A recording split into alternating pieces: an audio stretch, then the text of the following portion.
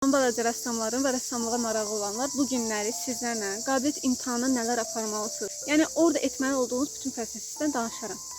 Məlum məsələdir ki, imtahan sistemi bəzən dəyişdirilir, imtahan mərhələləri dəyişdirilir, amma ora aparılacaq şeylər əlbəttə ki, dəyişdirilmir. Bu qrafika ola bilər, rəngkarlıq ola bilər, DTS ola bilər, təsviri sənət müəllimliyi ixtisası ola bilər və əlbəttə ki, dizayn ola bilər. Mən biraz rəsm rəngkarlığı danışacağım, qrafikadan da danışacağım, ümumi məlumat verəcəm və deyim ki, iyulun ortaları çox qəşəng formada aktiv olmaya çalışacağam. Maraqlı fikir, yəni video ideyalarım var.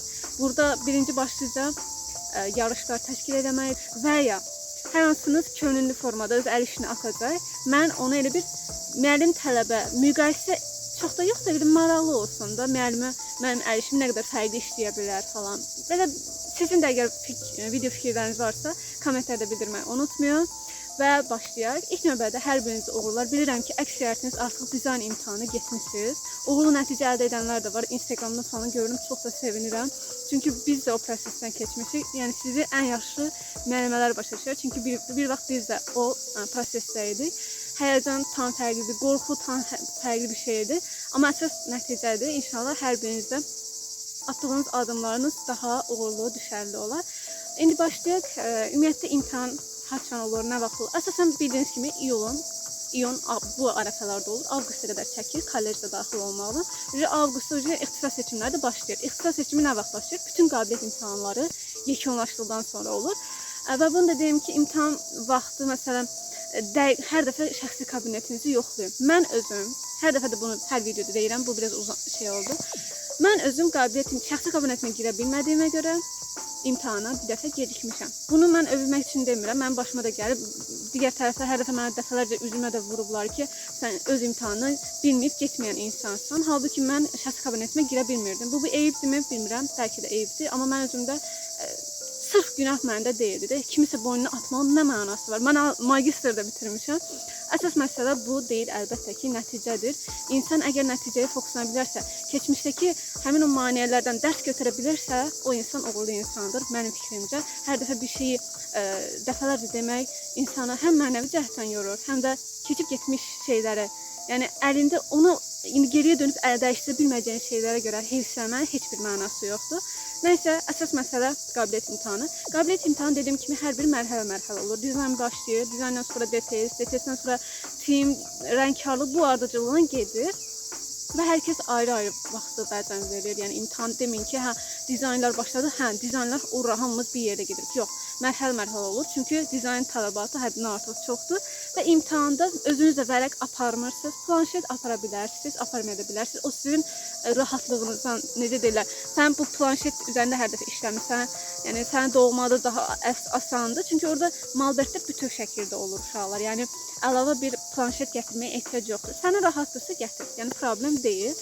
Və vərəq məsələsi, əlbəttə ki, özündən vərəq gətirmirsən, onlar sənə hazır formada, piçatlanmış formada, möhürlü formada təqdim edirlər. Və sən də 6 saat ərzində bunu edib yekunlaşdırırsan, əl işini yekunlaşdırırsan və deyim ki, dizaynda heykəl işləyirsiniz, antik baş, yəni 6 saat vaxt verilir. Mən tövsiyə olar 2 saat qurmasına, qalan saatlarına da tonlamasına fikir verirsəniz, yekunlaşdırırsanız daha uğurlu olar. Əlbəttə ki, bəziləri tez sürətli işləyir, qurmaya fikir verin uşaqlar. O nisbətlərə fikir verin, konstruksiya etmə qaydalarına fikir verin. Yarımçıq iş yarım bal deməkdir. Yəni, nə qədər, qutardım mən, əslində qutarmış da olmaya bilərsən. Fonu uşaq tonlamır, ümumi izlər saxlayır, barmaqlayır, ləkələyir, yayır, ehtiyac yoxdur elə şeylərə. Ümumiyyətlə, qabiliyyət imtahanı bilirsiniz ki, bu gözəl cihazı aparmalısınız. Yəni, bu cihaz nəyə lazımdır? Bunu bu formada, ucunu baxın, kamera, bu formada yonmaq üçündür. Yəni, bu cihaz bunun üçündür. Bu formada bunu yonmaq üçündür. Əlbəttə ki, mən bir müəllim olaraq sizə tövsiyə edirəm ki, 15 dənə HB ola bilər, H ola bilər, B, B2 karandaş nömrələrini götürün. Marka, indi Faber-Castell ola bilər, Delfin ola bilər, digər markalar da ola bilər. Yəni, sizə hansı daha asandır, hansında məsələn məşğələdə, hazırlıqda eləmişsinizsə, çalışın elə bir o məşğələ aurasını yaradın. Yəni, bilirəm, siz məşğələdə bəlkə də bəziləriniz bir dərsdə o işi yekunlaşdırmırsınız. Yəni, bir məşğələ 2 saat olur. Elə bir 2 dərsə qutarıb bitirmiş iş kimi fikirləşin. Elə bir 2 saat qurmasına, 2 saatda tonlamasına vaxt ayırırmış kimi işləyin. Mən bunu çox sevirəm. Bu nəyə lazımdır? Bu uşaqlar bilirsiniz ki, imtahan vaxtı əl tərləyir, ümumiyyətlə tər içində olursan və mən heç xoşum gəlmir ki, məsələn, pozandan istifadə edirəm, əlimlə belə xoşum gəlmir. Mən bundan belə rahat. Çünki elə vaxt olur, məsələn, karandaşın burası əlimiz batır da, yəni belə eləyəndə orada bir qəşəng xətt gedir. İlahi. Bilənlər bilir, inşallah yaşamazsınız elə bir şey. Çünki mən çox həyəcan keçirən biri olmuşam. Hələ də həyəcanlı, vəsvəsəli bir insan, o qədər də deyiləm, amma bu yersiz məsuliyyət, çox məsuliyyətli olmaya ehtiyac yoxdur uşaqlar. Xəstəlik dərəcəsində, yəni ehtiyac yoxdur. Heç bir şey sağlamlığımızdan dəyərli deyildi, yəni o dərəcə. Və əgər məsələn bu karandaş xoşunuza gəldi, bununla işləməyə davam eləmək istəyirsinizsə, məsələn pirka ilə ucunu sadəcə baxın bu formada daha iti eləyə bilərsiniz. Baxın bu formada. Bu çox qəşəng bir şeydir. Mən bunu gec kəşf elədim. Mən rezaq çox istifadə edən biriyəm.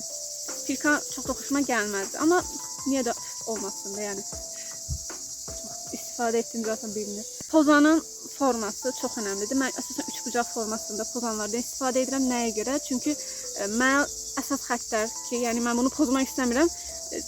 Digər, yəni kobud olan xəttləri silmək istəyəndə görürəm ki, o birlər də gedir, option gedir. Onu təzədən eləyəndə də vaxt itkisi olur. Birbaşa bir həmlə ilə həll edirəm.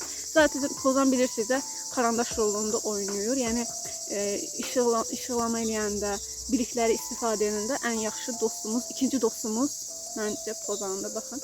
Hətta bunu tən ortadan da bölə bilərsiniz. Üçbucaq ari formada olsun. Çalışın bu formada. Bu da bilmirəm markası görsəm. Mən bundan ən azı uşaqlar 5-6 dənə də varımdır da. Yəni pozan almayı sevən biriyəm. Bu məlumatı da nəsə boş verin. Mənim bu dünyada başa düşmədiyim, nə üçün lazım olduğunu bilirəm, nə üçün lazımdır. Sadəcə rəssamın işini körləyən bir cihaz kimi bir şey. Cihaz deməyək, naməlum bir əşya kimi deyim də. Mən bunu istifadə etmişəm, ucundan da görürsünüz. Bu işi körlüyor uşaqlar. Gedib barmaqla sürsən daha ondan yaxşı. Yəni bundan istifadə etməyin. Mən bunu istifadə etməmək üçün göstərirəm. Daş pozanları olur. Bundan da istifadə edə bilərsiniz. Bu biraz vərəqi körlüyür, vərəq incidir. Amma arada istifadə edirəm. Balaca olduğundan bilinir. Əgər məsələn işdə karandaşınız ölürsünüz də karandaş, bir dənə karandaş gətirmişsiniz, yerə düşdü, qırıldı. O necə bir materialdırsa və bu karandaş ucu yəni uzadan bir şeydir, cümlə qurmaya bilməyəndə bax belə edirsə uzun oldu.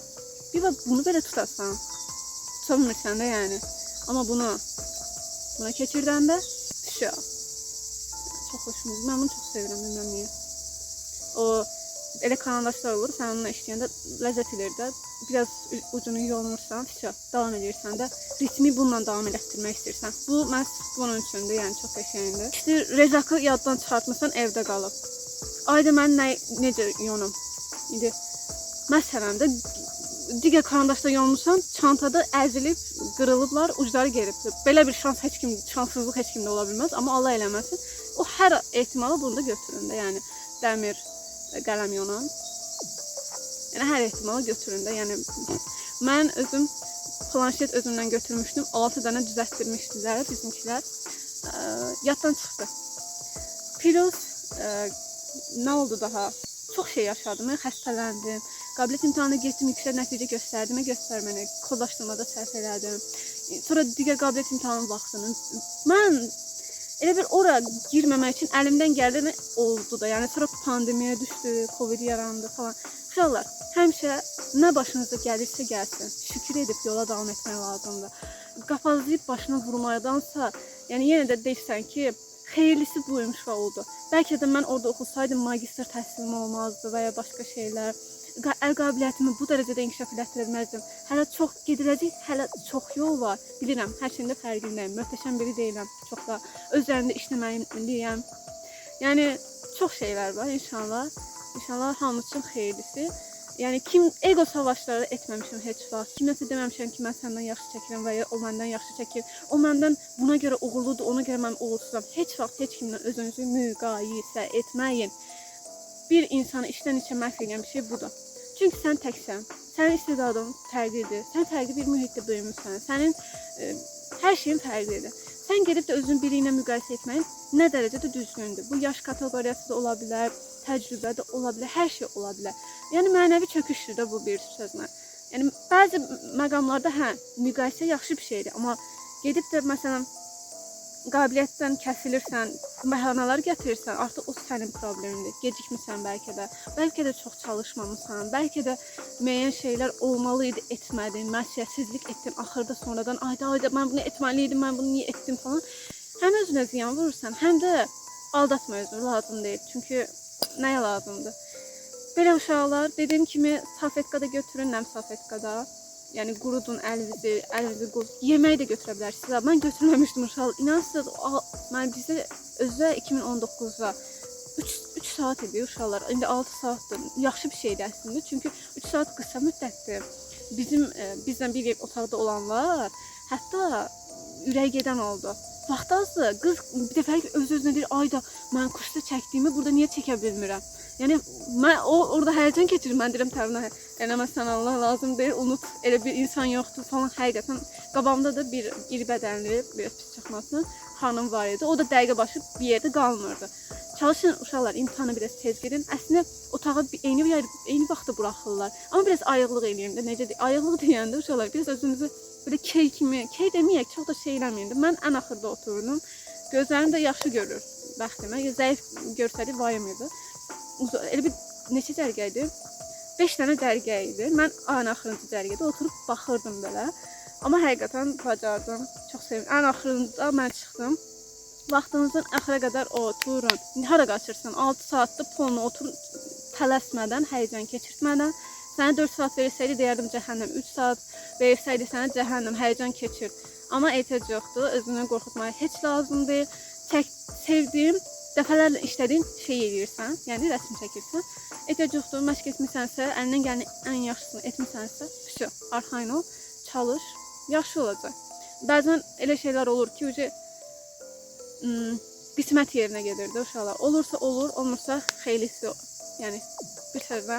Ümid edirəm videosu üçün faydalı olmuşdur. Bunun kimi videoların gəlməsi istəyirsinizsə, kanala ilk növbədə abunə olub, dəstək olmanız və kommentlərdə yeni fikir videolar istəyirsiniz. Nə tərzdə bir şey görmək istəyirsiniz də uşaqlar. Bunları deyin çəkinmədən.